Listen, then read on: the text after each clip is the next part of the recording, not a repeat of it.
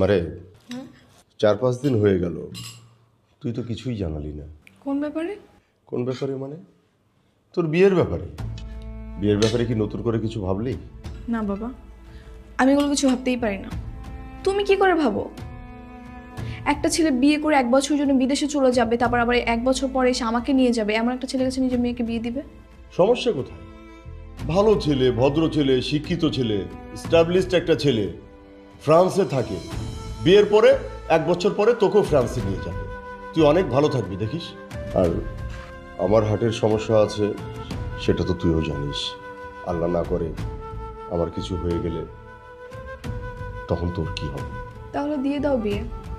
তোমার যেহেতু এতই ইচ্ছে এখানে বিয়ে দেওয়ার, দিয়ে দাও, আমার কোনো সমস্যা নেই। বিয়ে হলেই যে মেয়েরা পর হয়ে যায়